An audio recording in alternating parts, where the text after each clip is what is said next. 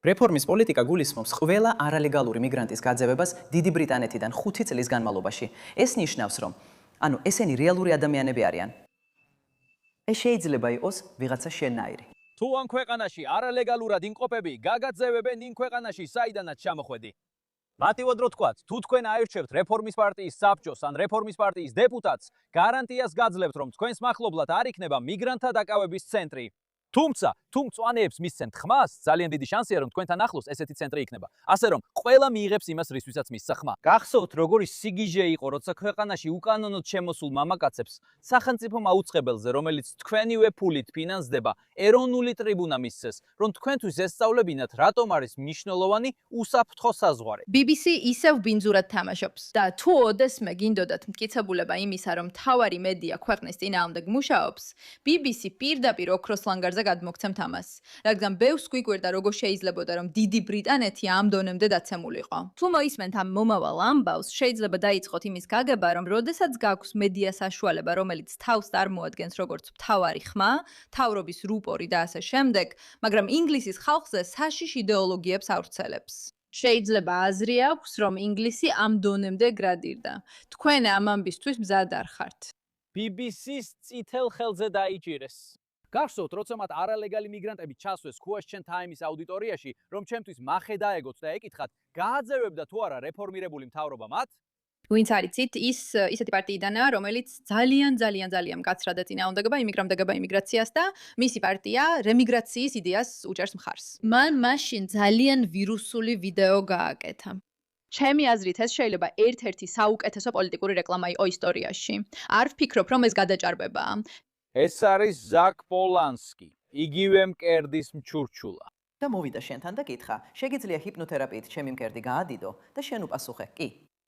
მაგრამ გონება მეხსიერებაზე მხოლოდ ზაკის ბევრი გიჟური იდეიდან ერთ-ერთია. როდესაც არალეგალური მიგრანტები კვლავ ჩნდებიან ჩვენს სანაპიროებზე, ზაკი და მისი მწვანეთა პარტია ამბობენ, რომ სურთ ბრიტანეთს საერთოდ არ ქონდეს საზღვრები. ეხლა ნათელია, რომ წარუმატებელი უნიპარტიის ეპოქა დასრულდა და ჩვენს ქვეყანაში სულისთვის ბრძოლა მიმდინარეობს რეფორმასა და მწვანეებს შორის. აი, რატო ვაცხადებ დღეს მნიშვნელოვან ახალ პოლიტიკას? იმისათვის, რომ ბრიტანეთში ყველა არალეგალური მიგრანტი დეპორტივდეს, მოგვიწევს ერთდროულად 10,000-ობით მათგანის დაკავება. მიგრანტებს არ ექნებათ ამ დაკავების ცენტრების დატოვების უფლება და თითოეული მათგანი იქ რამდენიმე კვირით დარჩება დეპორტაციამდე. ასე რომ, აი ჩვენი დაპირება. რეფორმირებული მთავრობა არ განათავსებს მიგრანტთა დაკავების ცენტრებს არც ერთ ოლქში, სადაც რეფორმის პარტიის დეპუტატია. ჩვენ არ დავაყენებთ მათ იქ, სადაც რეფორმა აკონტროლებს საბჭოს. დანარჩენ ტერიტორიებზე კი ჩვენ პრიორიტეტს მივანიჭებთ მწვანე პარტიის ოლქებსა და მწვანე პარტიის მიერ კონტროლირებად საბჭოებს, რათა იქ განვათავსოთ მიგრანტთა დაკავების ცენტრები. ეს ნიშნავს ისეთ ადგილებს, როგორიცაა აქ, ბრაიტონში. მარტივად რო ვთქვათ, თუ თქვენ აირჩევთ რეფორმის პარტიის საბჭოს ან რეფორმის პარტიის დეპუტატს, ჩვენ გარანტიას გაძლევთ, რომ თქვენს მახლობლად მიგრანტთა დაკავების centri არ იქნება. თუმცა, თუ მწვანეებს მისცემთ ხმას, ძალიან დიდი შანსია, რომ გექნებათ. ასე რომ, ყველა იმას მიიღებს, რასაც აძლევს ხმას. ეწვით votegringetillegals.com-ს. ბრიტანეთი დანგრეულია. ბრიტანეთს რეფორმა სჭირდება. ფიქრობ, თქვენ თვითონაც ხვდებით, რატო არის ეს ალბათ ყველა დროის ერთ-ერთი საუკეთესო რეკლამა, რადგან ის თავისთავად საუბრობს. იმის ნაცვლად, რომ ხალხი დაარწმუნო, რომ მათ მისცენ ხმა, მათი საკუთარი პოლიტიკა მათ წინააღმდეგ გამოიყენე. ხედავთ, თუ არ მოგწონთ სხვისი ქმედებები, უბრალოდ დაუმტკიცეთ ხალხს, რომ მათად არ მოსწონთ ეს. როგორც არ უნდა იყოს, ეს ვიდეოს მთავარი აზრი არ არის, მაგრამ ეს ის ბიჭია, რომელსაც ახლა უყურებთ. რადგან ხალხს ნამდვილად არ მოეწონა, რამდენად კომფორტულად და თავდაჯერებულად საუბრობდა ის ანტიიმიგრაციულ პოლიტიკაზე. ამიტომაც ის მიდის BBC-ზე ამ საკითხის განსახილველად, რაც ნორმალურია პოლიტიკოსისთვის, რომელიც მედიაში ბევრ ხმაურს იწვევს. მოდით ვნახოთ, რა გააკეთეს მათ. რეფორმის პოლიტიკა გულისხმობს ყველა არალეგალი იმიგრანტის გაძევებას გაერთიანებული სამეფოდან 5 წლის განმავლობაში. ანუ, ესენი რეალური ადამიანები არიან. ეს შეიძლება იყოს ვიღაცა შენაირი. თუ ამ ქვეყანაში არალეგალურად იმყოფები, გაგაძევებენ იმ ქვეყანაში, საიდანაც ჩამოხვედი. შემიძლია უბრალოდ თქვა, რომ ფაქტი, რომ ისინი იყენებენ ამ კაცს, რომელიც აშკარად მიგრანტული წარმოშობისაა, არის ამ ყველაფრის გენიალურობის ნაწილი. რადგან ცდილობენ აჩვენონ, რომ არ აპირებენ გააძევონ ვინმე, ვინც აშკარად თეთრი და ბრიტანელი არ ჩანს. ჩვენ ვაპირებთ გავაძევოთ ყველა, ვინც აქ არალეგალურად იმყოფება. ეს დიდი განსხვავებაა. თუ კანონიერი გზით ჩამოხვედი, შესანიშნავია. კარგია შენთვის. აღმოჩნდა, რომ ეს არალეგალი მიგრანტები მხოლოდ აუდიტორიაში არ ჩასვეს. მათ პირდაპირ ასწავლიდნენ, რას ეთქვათ ღია საზღვრების საქველმოქმედო ორგანიზაციიდან. ამის შესახებ დღეს გასაოცარ ანგარიშებში წერს ტელეგრაფი. ამ ღია საზღვრების საქველმოქმედო ორგანიზაციის აღმასრულებელი დირექტორიც შემთხვევით იმ question time-ის აუდიტორიაში აღმოჩნდა. და რა თქმა უნდა, ფიონა ბრიუსმა შემთხვევით შეარჩია კიდევ ერთი კითხვის დასასმელად, სადაც ბრიტანელ ხალხს მორალს უკითხავდნენ. გახსოვთ, რამდენად აბსურდული იყო ეს, როცა ქვეყანაში უკანონოდ შემოსულ მამაკაცებს სახელმწიფო მაუწყებელზე, რომელიც თქვენ მიერ ფინანსდება, ეროვნული პლატფორმა მიეცათ იმისთვის, რომ თქვენთვის ესწავლებინათ, რატომ არის მნიშვნელოვანი უსაფრთხო საზღვარი. და სინამდვილეში ერთ-ერთმა მათგანმა და მართლა ვერ დავიჯერეს. დაიწყო ტელეფონიდან კითხვა, რაც იმ დროს აშკარა ნიშანი იყო იმისა, რომ მას ეუბნებოდნენ რა ეთქვა. და წინასწარ ამზადებდნენ ტექსტს. მან დაიწყო საუბარი იმაზე, რომ ბრიტანეთს არ უნდა დაეტოვებინა ადამიანის უფლებათა ევროპული კონვენცია და კიდევ დაიწყო საუბარი ჩრდილოეთ ირლანდიის პროტოკოლს. ვერ წარმოვიდგენდი, რომ ადამიანები, რომლებიც სულ ცოტა ხნის წინ ირანიდან ქვეყანაში შემოიჭრნენ, თურმე ბრიტანეთის საკონსტიტუციო სამართლის ექსპერტები იყვნენ.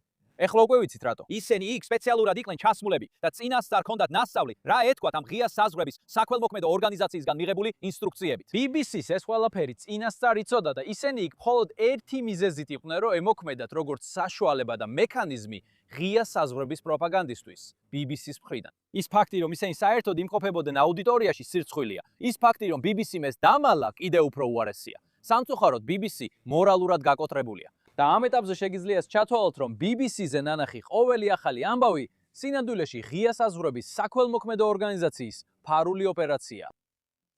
გულისხმობს სიგიჟეა იმის გაფიქრებაც კი, რომ არსებობს სახელმწიფოს მიერ დაფინანსებული მედია კომპანია, რომელიც აშკარად სახელმწიფოს სასარგებლოდ მუშაობს, ხომ ასეა? ამიტომაც ლოგიკურია, რომ ისინი ცდილობენ დააჯერონ ხალხს, თითქოს იმიგრაცია შესანიშნავია, მაგრამ ამავე დროს არალეგალებსაც უშვებენ ქვეყანაში. შეგიძლია წარმოიდგინე მაგალითად თეთრ სახლში რო იყო და ვიღაც ვინც მექსიკიდან არალეგალურად შემოვიდა, თეთრ სახლში ღონისძიებაზე აღმოჩნდებოდა.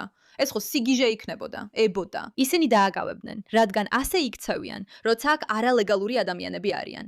მაგრამ ამის ნაცვლად ისინი ამ ადამიანებს იყენებენ საკუთარი რწმენისა და პროპაგანდის გასავრცელებლად. ეს იყო ერთ-ერთი ყველაზე სიურრეალისტური, გიჟური და აღმაშფოთებელი რამ, რაც მინახავს. და ეხლა დღეს გავიგეთ მიშელ, რომ რაც მაშინაც აშკარა იყო, ეს ადამიანები პირველი სპეციალურად იყვნენ განთავსებულნი BBC-ზე, ხოლო მეორე მათ რეალურად აძლევდნენ ინსტრუქციებს და სიტყვებსაც კი კარნახობდნენ. გულისხმობ, იმ კლიპშიც კი შეგიძლია დაინახო, რომ ის ტელეფონიდან კითხულობდა.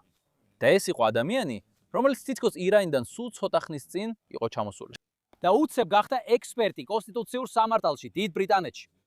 ბრიტანელ ხალხს და მე პანელზე გვიკითხავდა ლექციებს ამ საკითხზე. როგორი საშინელი იქნებოდა, თუ ჩვენ დავტოვებდით ევროსასამართლოს და თან ძალიან კარგად გვეცოდინებოდა ჩრდილოეთ ირლანდიის პროტოკოლიც.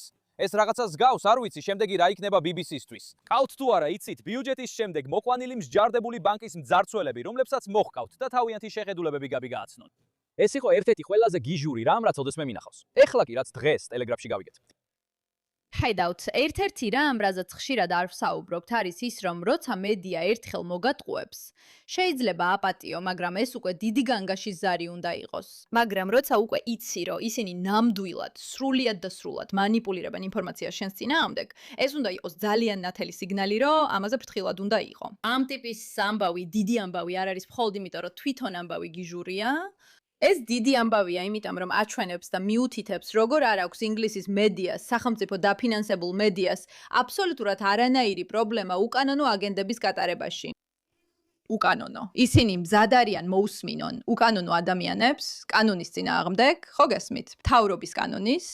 აი სად მივედით და ეს არის ნაწილი იმისა, თუ როგორ განადგურდა ინგლისი. რადგან თუ ესეთ დონეზე ესეთ კორუფციას დაუშვებ, იმ რუპორში, რომლითაც BBC იმ ხალხს ელაპარაკება, ვინც მას დიდი ხანია ენდობა და სჯერა, აი სწორედ ეს გვაქვს მეგობრებო, ებო.